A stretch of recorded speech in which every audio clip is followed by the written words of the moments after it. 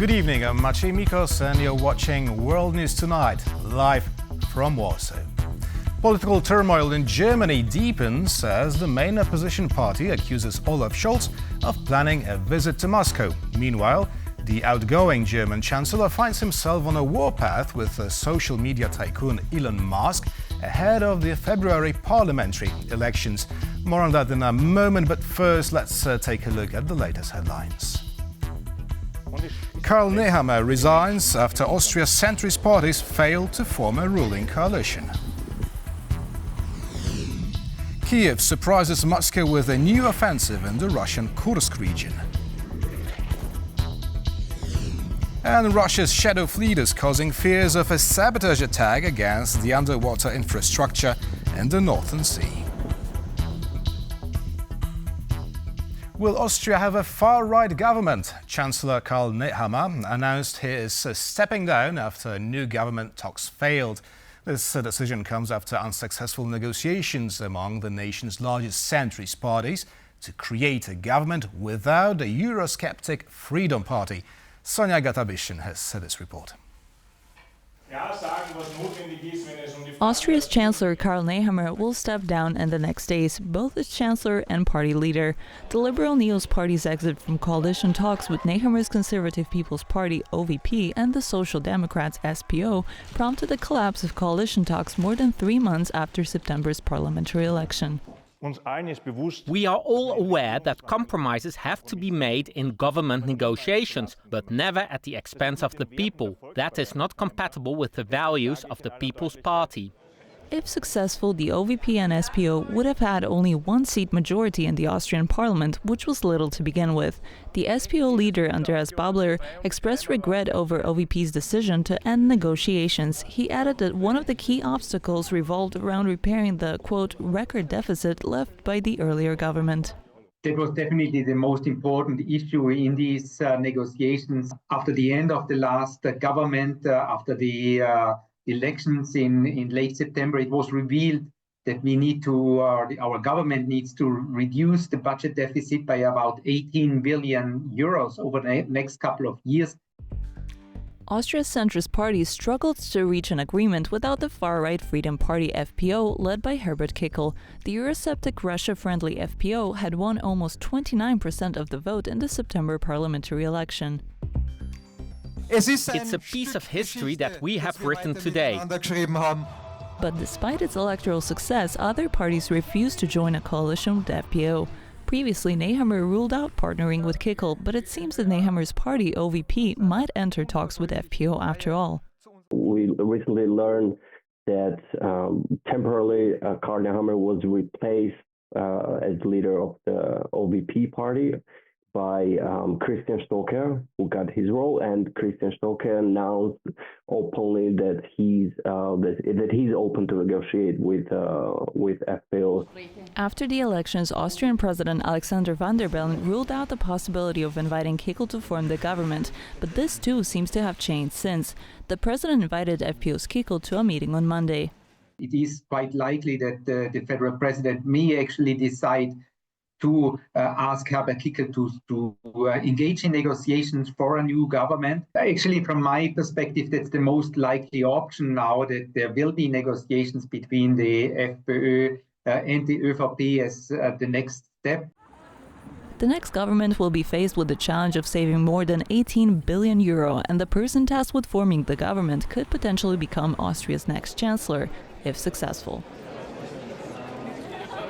Ukrainian forces have launched a new offensive in the Kursk region of Russia, pushing deeper into Russian territory, and a surprise attack that began on Sunday. And our correspondent Oskar Terji joins us now live from Kyiv with more. Good evening, Os.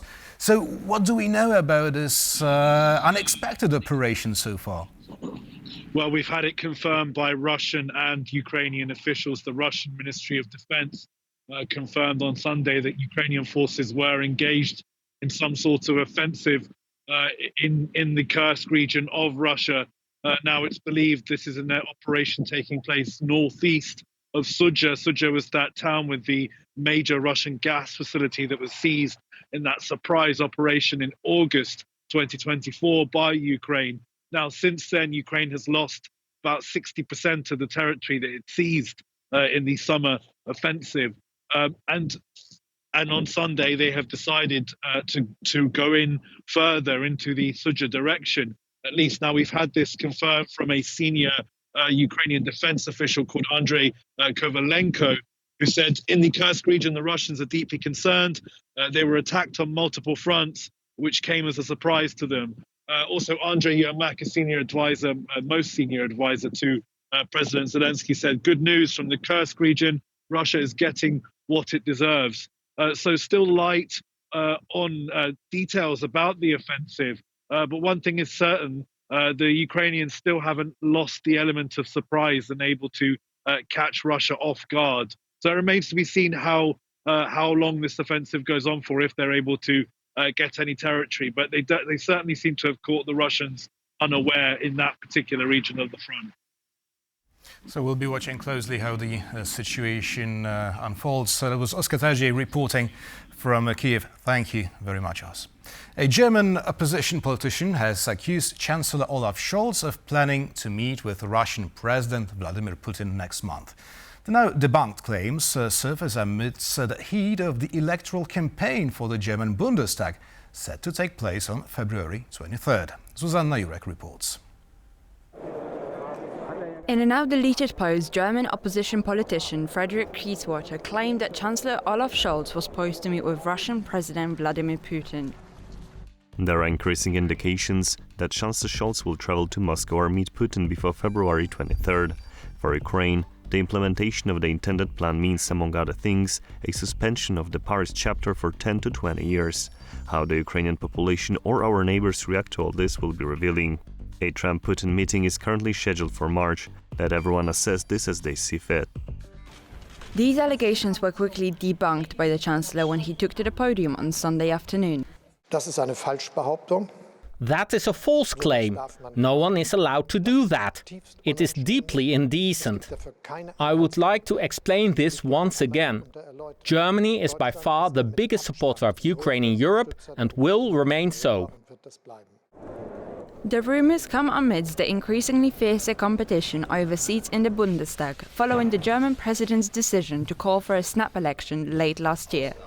Liebe Mitbürgerinnen und Mitbürger, Dear fellow citizens, I have decided today to dissolve the 20th German Bundestag and to schedule new elections for 23rd February next year. A letter to this effect has just been handed over to the president of the German Bundestag. Opinion polls suggest that the CDU, led by Friedrich Merz, to which Kieswater belongs, is likely to secure the most seats. Merz had been open in his criticism of the incumbent Chancellor's lukewarm support to Ukraine. The CDU's victory is likely to be received well by European peers and NATO allies alike. Trouble could be afoot with the right-wing populist AfD following the Christian Democrats closely in the polls, though experts suggest that these numbers should be approached with a pinch of salt. I would say that all their proposals have exactly 0% of chances to come into power. Nevertheless, I want to highlight that AfD already has some success in this regard, that they are moving the so-called Overton window more to the right. And you can see that the mentioned Christian Democrats and Friedrich Merz, he already takes a tougher stance on migration, for example. And he proposes tax cuts and so on. Worryingly, the party's fringe manifesto has captured the attention of highly influential people, including that of US President-elect's close advisor and tech mogul, Elon Musk. Late last year, he took to social media to premiere his affinity for the party, before taking to the pages of Welt am Sonntag for an op-ed in support of AfD's leader, Alice Weidel. The alternative for Germany, AfD, is the last spark of hope for this country. The AfD can save Germany from becoming a shadow of its former self. Germany has become too comfortable in mediocrity. It is time for bold change, and the AfD is the only party that can open this path. And now his council with AfD looks likely to deepen with an expected meeting between himself and Weidel. I don't think much of courting Mr. Musk's favor. I'm happy to leave that to others. There are a lot of people on social media who want to attract attention with shrill slogans. The rule is, don't feed the troll. Though Chancellor Scholz dismissed attacks leveraged against him personally, I find it much more worrying than such insults that Musk is supporting a party that is in part far-right, such as the AfD, which preaches rapprochement with Putin's Russia and wants to weaken transatlantic relations. He also warned against the consequences of Musk tightening ties with the AfD. Chancellor Schulz took the opportunity during his New Year address to warn against what appears to be growing foreign influence in the upcoming elections. Das bestimmen Sie. You will decide, the citizens. It's not up to the owners of social media. In our debates, you can sometimes get the impression that the more extreme the opinion, the greater the attention it garners. But it's not who shouts the loudest who decides what happens in Germany, but the vast majority of sensible and decent people. With over a month left till the February 23rd elections, it seems likely that the road ahead for the German party establishment will be a rocky one. Though dubbed a shadow fleet, the problems it causes are very much real. Gas carrier Mulan, which is part of the Russian shadow fleet, has been circling in the Northern Sea off the coast of Norway for a week now. The seabed in the area is packed with underwater infrastructure, and following the recent sabotage incidents in the Baltic Sea, the ship's erratic course raises concerns in Oslo. Our reporter Paweł Trzaskowski has more. This vessel shown here is a floating storage unit, designed to hold large quantities of liquefied gas. Another Russian sanctioned ship of this type, Sam FSU, has been stationed in the Kola Peninsula for over a year. In December, it was supposed to receive a transshipment of gas from Mulan, a shadow fleet gas carrier registered in Panama. Having reportedly unloaded its cargo, Mulan is now in the Northern Sea off the coast of Norway, sailing in circles for over a week. The ship's suspicious movements attracted attention of the Norwegian Coast Guard, as in that part of the seabed lay gas pipes, joining Norway, Denmark and Great Britain, as well as other undersea connection infrastructure. These suspicious movements add to the many concerns in European waters sparked by foreign ships. In late December, the Estlink 2 underwater power cable connecting Finland and Estonia was severed, and Finnish authorities have detained the Eagle S ship and its crew, suspected of causing the failure. We were able to get the situation under control and locate the ship in question, bring it to Finnish waters and begin a criminal proceeding. Finland is leading the way when it comes to dealing with Russia's hybrid attacks with its so far singular responses, but they might form a benchmark for a future policy of dealing with the attacks, especially as Russia clearly aims to intrude on NATO waters. We need to understand how important is it that the Putin policy now concentrate to the completely change the situation at the Baltic Sea. Okay, of course, they concentrate on the invasion of Ukraine, but at the same time trying to hit let's say the most sensitive part of the NATO. Both Mulan and Eagle S are part of the Russian so-called shadow fleet. The Russians operate these ships under flags of convenience, often belonging to other countries, in order to avoid US and European sanctions. There are now more than 630 tankers in the shadow fleet. It is estimated that they transport around 70% of all Russian seaborne oil. In a recent EU sanctions package, 45 additional third country ships carrying oil from Moscow were added to the list of sanctioned vessels. This is a fantastic woman who has really taken Europe by storm, said US President-elect Donald Trump about Italian Prime Minister Giorgia Meloni during her visit to Florida. With this visit, she becomes the second European leader to meet Trump in the US since his re-election after Hungarian Prime Minister Viktor Orban. Trump, as playful as ever, pointed above Meloni's head as they walked into a documentary screening, celebrating her as another one of his chosen guests to his Florida golf club. But the visit had more to it than just watching a documentary. It comes following the detention of Italian journalist Cecilia Sala in Iran, just days after Italy arrested an Iranian suspect at the US's request for allegedly supplying drone components to Iran's Revolutionary Guards. Meloni's visit is seen as an attempt to bring the Italian journalist back to her loved ones. The Prime Minister Giorgia Meloni has made a significant improvement. From the reassuring responses I used to receive, she's now been more precise and timely, which is exactly what I wanted, and that's what I got. Another topic that might have been on the agenda is Trump's tariffs. Many think that might be additional taxes, tariffs introduced by American president, which may also hurt Italians. So that in that extent, talking about economic exchange is important to make both economies growing, rather not the one only. As the second European leader to visit Trump after his re-election following Viktor Orban's visit, Meloni may be positioning herself as the link across the Atlantic that many are seeking. She might be a bridge, while Orban, even though he is extravagance, his position is rather weak in the European Union. Meloni presents a much higher level of political shift power. Her ties with Trump ally Elon Musk also position her as a potential US-EU mediator, as noted by Marta Provich from the European Council of Foreign Relations, who also mentioned Polish PM Donald Tusk. I think it's not only Giorgia Meloni, but it's also Donald Tusk. So while I still stick to the fact that I think leadership is overrated, that actually proves the point, because it could be a coalition of the two. I mean, both are very well positioned in order to have a role within the EU and to speak to the new US administration. And Giorgia Meloni has very good contacts with Elon Musk. Whether it's Poland's Tusk or Italy's Meloni, the speculation will be put to rest after Trump's inauguration on the 20th of this month. Don't feed the troll, says Olaf Schulz, in response to Elon Musk's social media campaign against the incumbent German Chancellor. But can German mainstream politicians truly ignore the powerful billionaire who does his absolute best to promote the far-right AfD party ahead of snap elections next month? Well, to discuss the issue, we're joined by Andreas Umland, political scientist from the Stockholm Center for Eastern European Studies. Good evening. Good evening, and thanks for having me. Thank you for accepting our invitation. So, realistically speaking, can Elon Musk change the predicted outcome of snap elections in Germany?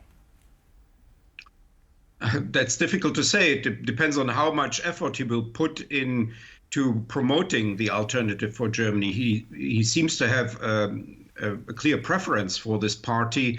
He has also already mingled in British politics, where he has oddly attacked Nigel Farage. And he has his own ideas about how European politics should be working. The odd thing here about the alternative for Germany is, of course, that this is a very anti-American party. If you look at the statements about foreign affairs, it usually comes down to countering American influence, to getting the Americans out. And it's odd that this now representative of the current administration, Musk, is promoting this party. Right, but is he also promoting Donald Trump's agenda on the matter? As you said, AfD is highly anti-American and also anti-NATO. So is Elon Musk expressing Donald Trump's thoughts on the political future of Germany?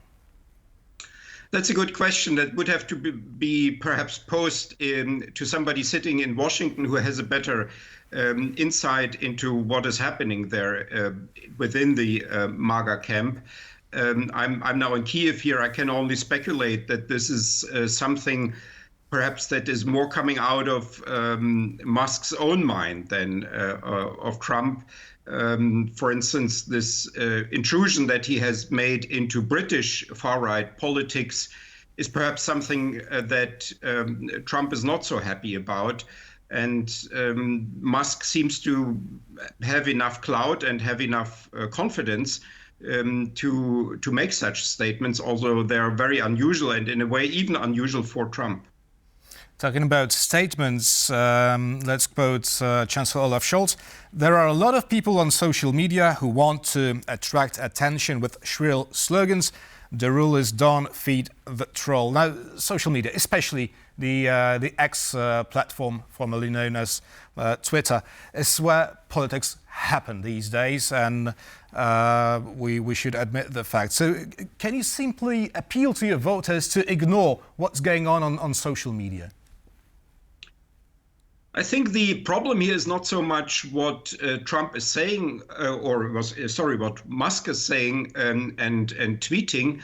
The problem is rather that if Musk decides to put money behind his words and his resources behind his words, if he uses, for instance, X and to promote the AfD, or if he takes some other action, and he has, of course, lots of financial resources, I think that is much more dangerous than what Musk is saying. I don't think he has that much reputation in Germany to really change by his words simply the outcome. But if he starts really putting money into this, then this could indeed give a push perhaps to the alternative for Germany.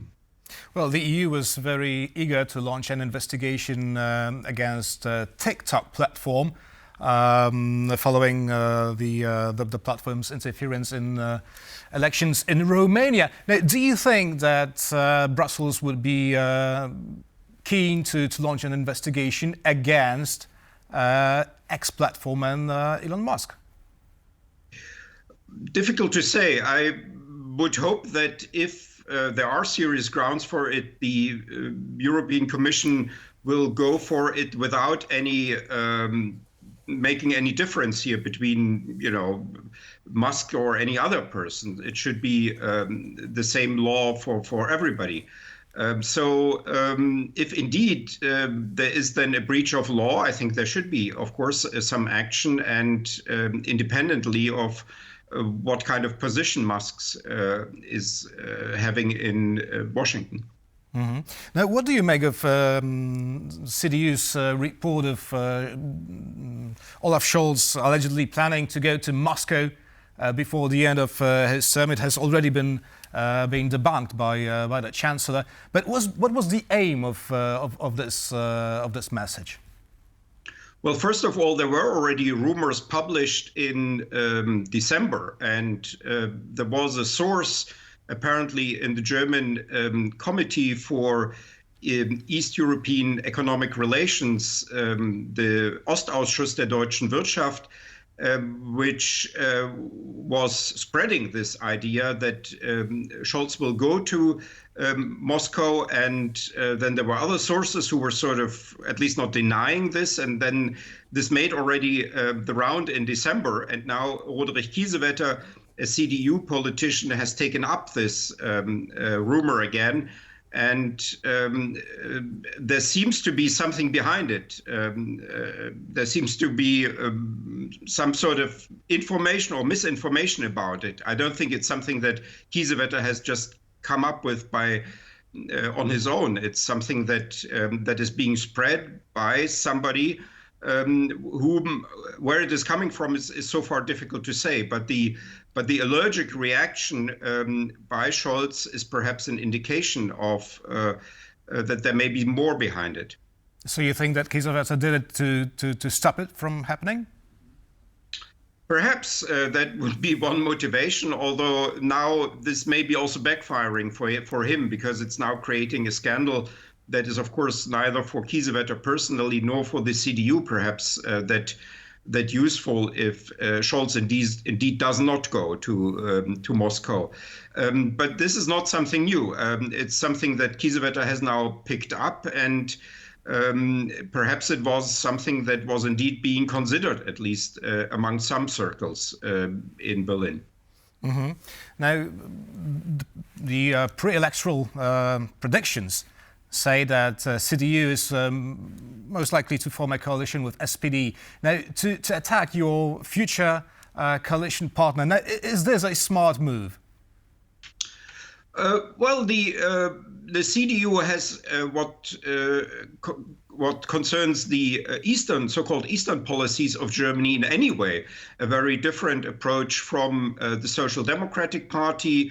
Friedrich Merz, the candidate for the Chancellor, has made already statements that depart sharply from what Schulz has been promoting. The most vivid example for this is Scholz's absolute rejection of the delivery of the Taurus cruise missiles that Ukraine has requested from Germany, whereas Merz has, on the contrary, said that Germany should give the Taurus missile to Ukraine. So there is a conflict anyway already. So this is not something that is so new.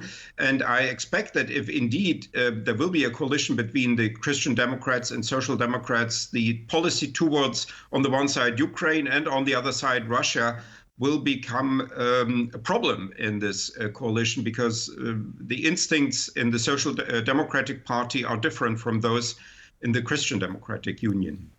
Talking about Russia, do you think that the Kremlin will attempt to meddle in the upcoming elections in Germany the same way they allegedly tried to do in Romania?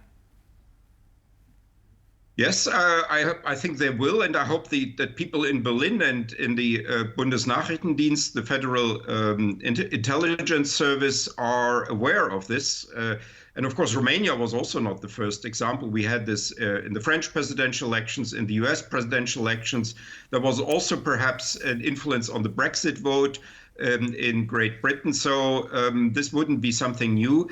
And we should expect, actually, that Russia will try to do something. And also this links, of course, to this intervention by Musk, because Musk has been said to be in contact with Putin and to have had personal conversations over the phone with Putin. And now he is promoting the AfD, a pro-Russian party. So this is all shaping up into a rather unpleasant picture. There is one more factor we should mention here. How will the current political chaos in Austria affect the elections in Germany? Well, although these countries are very close, and the people speak basically the same language, and the Austrians watch the Germans, and to some degree also the Germans watch Austrian politics. I don't think this is much connected to each other. I think these are independent developments, that these countries have slightly different political landscapes and also slightly different political traditions. Maybe so, and yet it seems that Austrians will soon have a government with the far-right FPÖ party. Now, could the same thing happen in Germany? Just to remind our viewers, Austrian politicians, mainstream politicians, were trying to do their best to prevent FPÖ from entering the government. They ultimately failed. And now there is a huge possibility of FPÖ taking it all. Now, could this scenario also happen in Germany in the next 2 months? That is actually one of the points where Germany and Austria, at least so far, are rather different from each other. So the FPÖ has already been in governments. It is also an older party, a much older party than the Alternative for Germany. The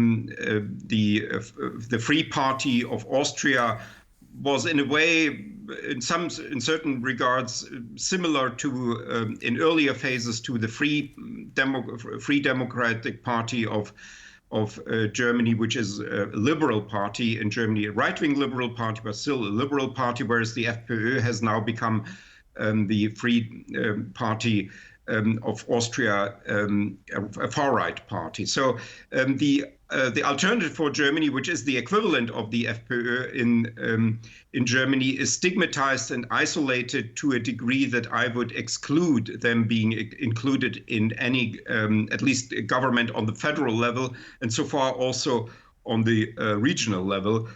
In the local level, maybe there can be some cooperation, but I don't think that so far for the regional and for the federal level, there's a possibility that this party, the Alternative for Germany, will be included in a government. Andreas Umland, political scientist from the Stockholm Center for Eastern European Studies, was our guest this evening. Thank you very much. Thanks for having me. And thank you for watching, and stay with us for much more news and features here on TV.